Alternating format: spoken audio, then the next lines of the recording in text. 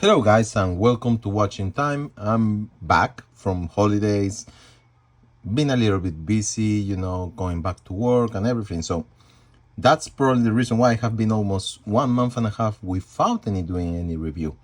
That's a collector, that doesn't mean I have not been keeping on collecting watches, and it's really crazy the fast rate that I keep making the collection bigger, and I don't really have the time to actually show you all the nice watches that I am seeing.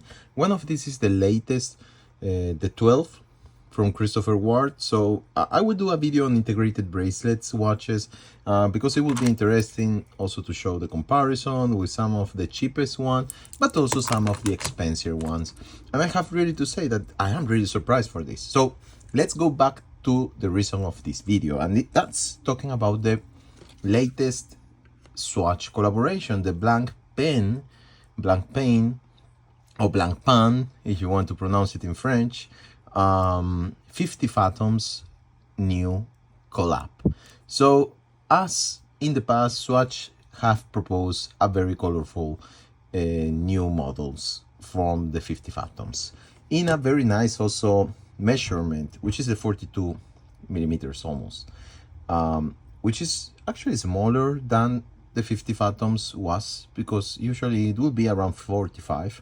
You will find also 40 mil, but that it's the smaller versions. So in this colorways presentation, they have opted to have a more reduced case size.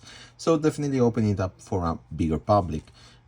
For you guys that follow the channel, you know how I think about the Swatch collaborations, the first one with the Speedmaster, and I really hate the way they have been managing it. It really ruins the experience. It ruins the whole experience for watch aficionados. It even ruins and might ruins in the future the experience for young people coming to like these watch brands. The reason for this is that you cannot just leave it to open domain to create a gray market when you can do something about it. Gray market inevitably will be produced or will be created in some occasions, but you need to manage things so that it's not a big problem. And Swatch has not done it at all.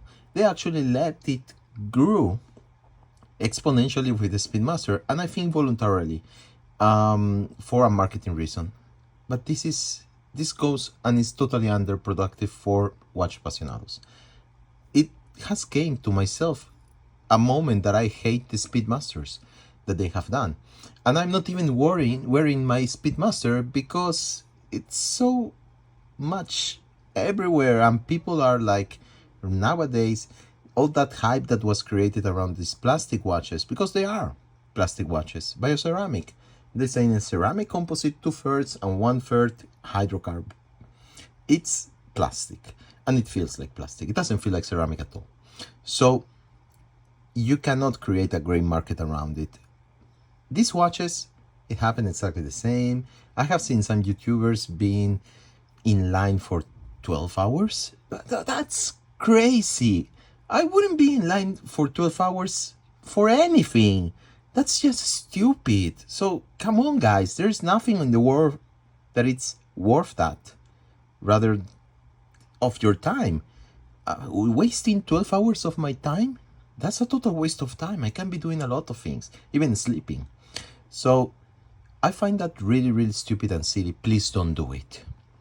Obviously, these watches are impossible to get, and the gray market has created. Luckily, initially also because of many people don't knowing what the 50 Fathoms was, and this is the other big ignorance gap hole that you will find in this population of resellers, because the people that you're asking outside of the store, they are not watch aficionados, right? They are not young people that are getting into watches. They're actually resellers. That is the reality. You will rarely find a watch aficionados because they usually will not do a 12 hours line, like myself. So anyway, I bought one on eBay. The other one was a gift, and I bought them for a premium extra $50. That's fine. I don't care. My time, 12 hours, are worth much more than $50. So I'm okay on paying that. Am I okay on paying 100% more? No way, Jose.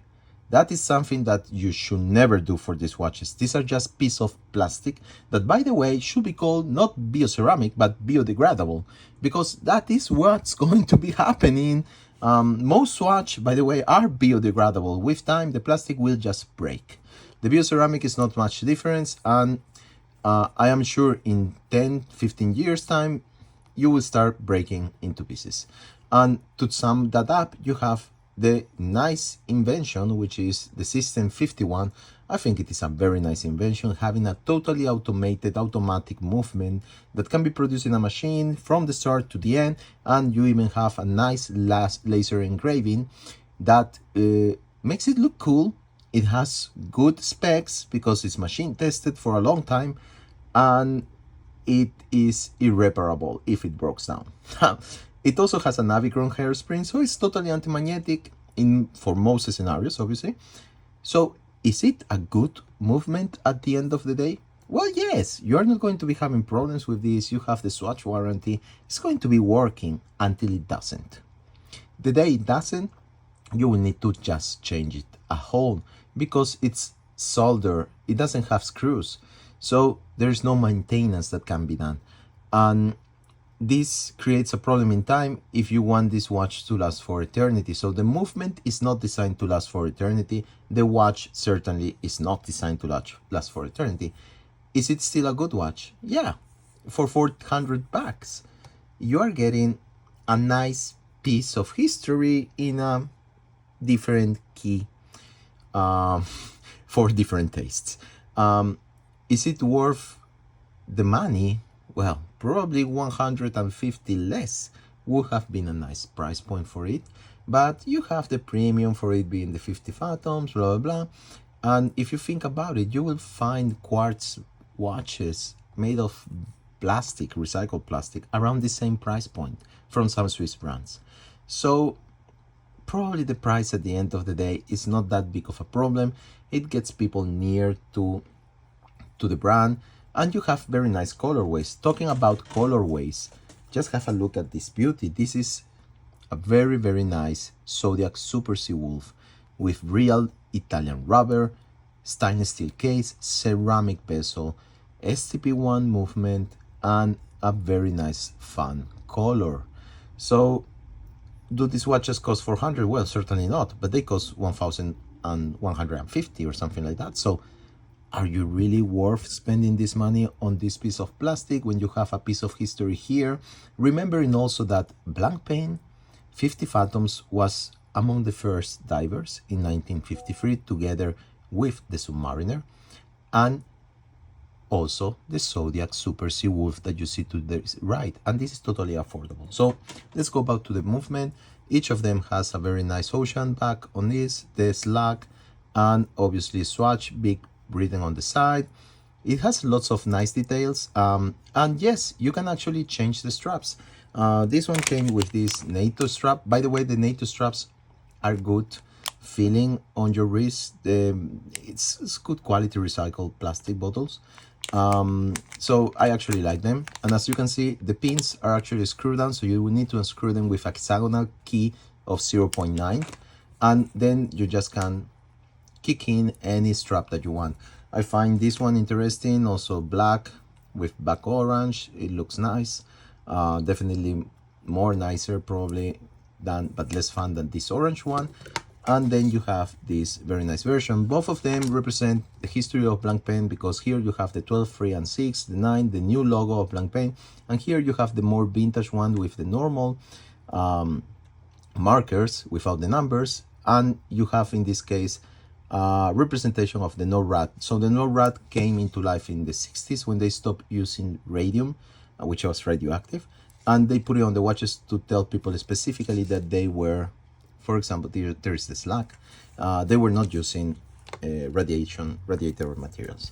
So just for you to very quickly, don't keep you as long as this video is going, the watch on an 18.5 centimeters wrist sits very, very well, even with its almost 42 millimeters and its 14 millimeters size case. As you can see, it works well on a mid-range wrist. Will it work on a smaller one? I don't know. So this is all for now, guys, and see you very soon in a next video. Until then.